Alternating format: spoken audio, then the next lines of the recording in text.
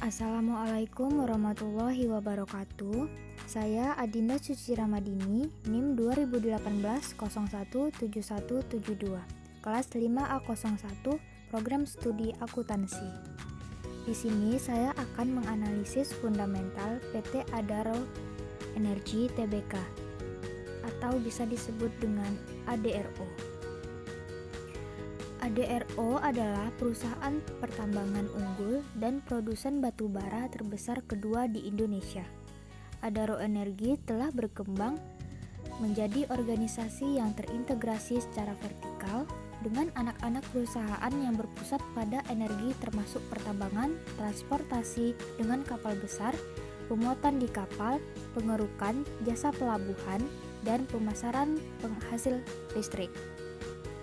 Baiklah, yang pertama saya akan menganalisis secara kuantitatif data rasio perusahaan subsektor pertambangan batubara ADRO. Di sini saya mengambil sumber dari RTI Bisnis pada tanggal 28 Oktober 2020. Di sini saya akan menganalisis dengan membandingkan dengan saham lainnya, yaitu dengan kode ARII, BSSR, dan BRMS. ARII itu kode dari Atlas Resource Tbk, BSSR kode dari Bara Multi Sukses Sarana Tbk, dan BRMS itu kode dari Bumi Resource Minerals Tbk. Di sini saya akan menganalisis ada 5 jenis rasio. Yang pertama itu ROE. ROE itu semakin besar ROE, maka perusahaan tersebut semakin baik dalam menghasilkan laba. Di sini ROE ADRO sebesar 8,38%,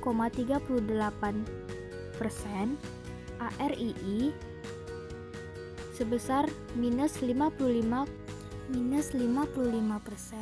BSSR sebesar 19,80%, BRMS sebesar 0,24%. Yang kedua ada DER. DER ini semakin kecil maka semakin baik. ADRO DER-nya sebesar 72,80%, ARII sebesar 898,34%, BSSR sebesar 43,38%, BRMS sebesar 17,38%. Yang ketiga ada PER. PER ini untuk mengevaluasi harga sahamnya.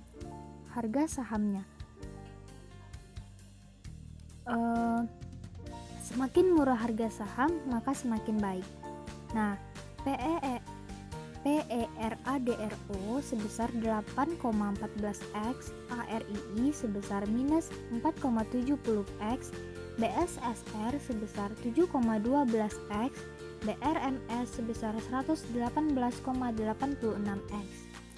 Yang keempat ada PBVR.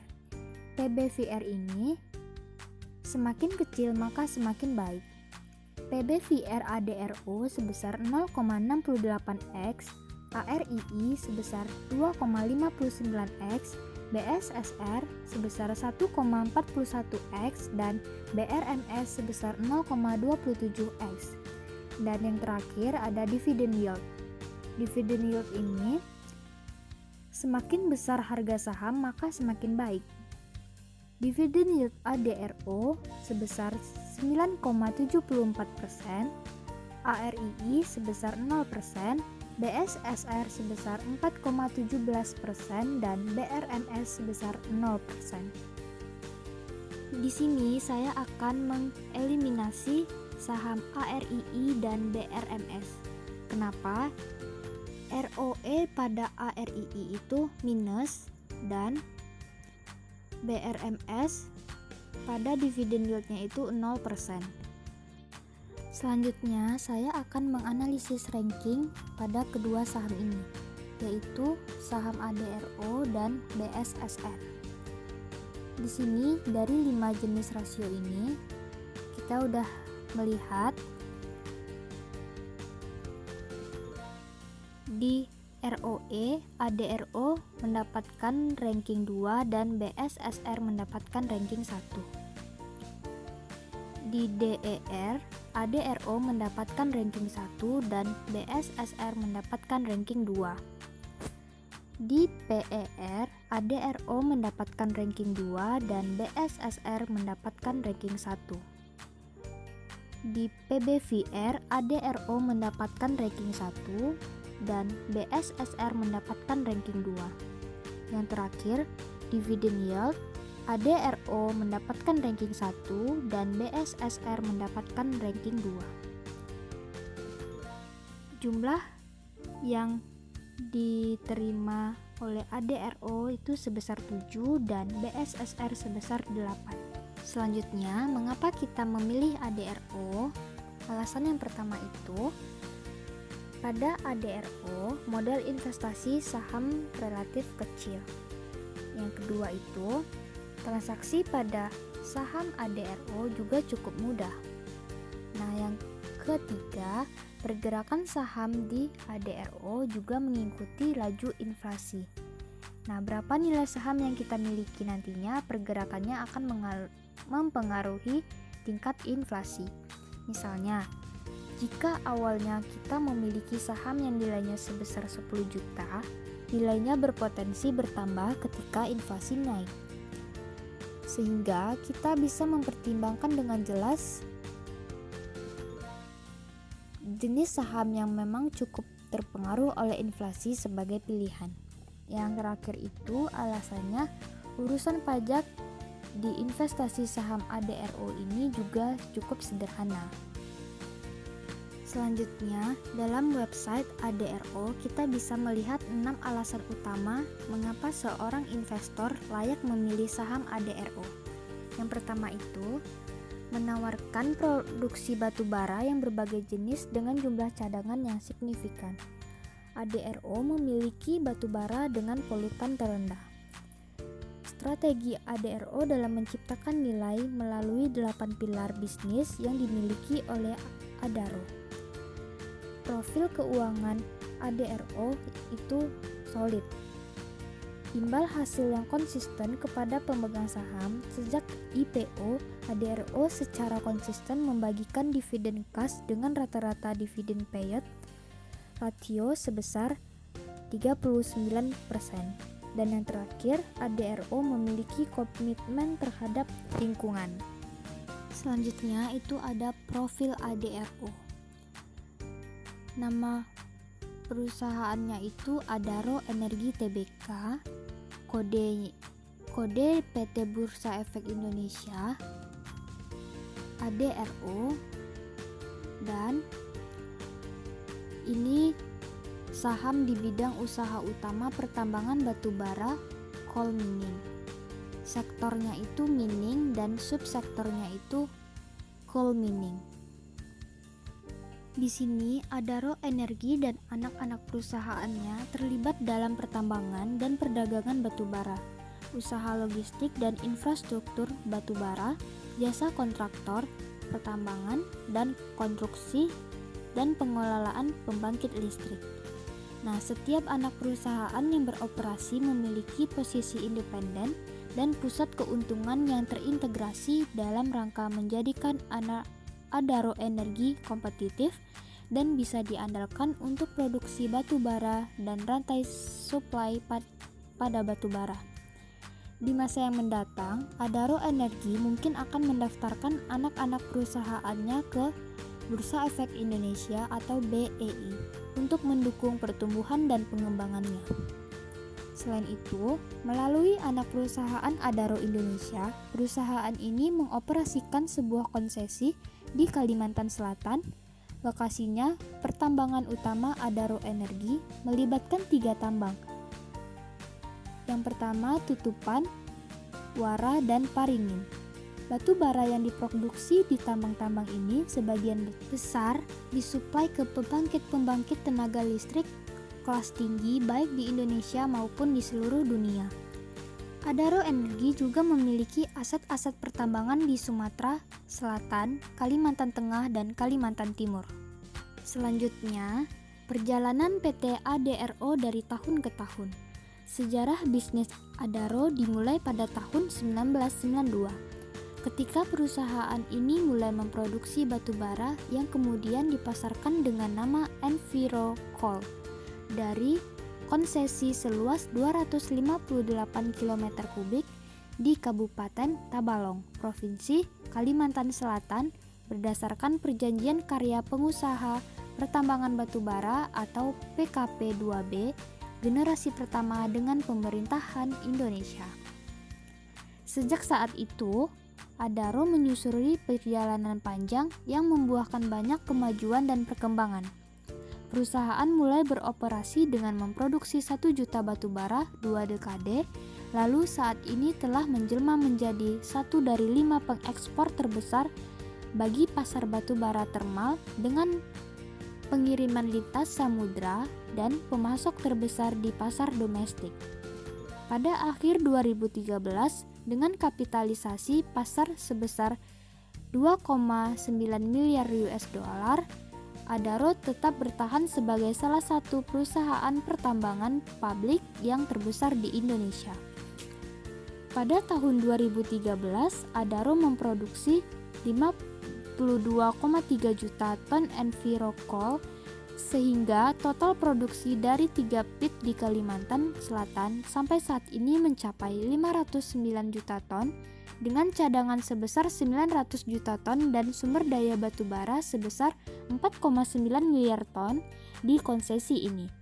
Menurut kajian JORC, pada tahun 2012, Adaro berada di posisi yang baik untuk dapat mencapai target produksi jangka menengahnya yang telah ditetapkan sebesar 80 juta ton per tahun dan merealisasikan visinya untuk menjadi kelompok perusahaan tambang dan energi Indonesia yang terkemuka.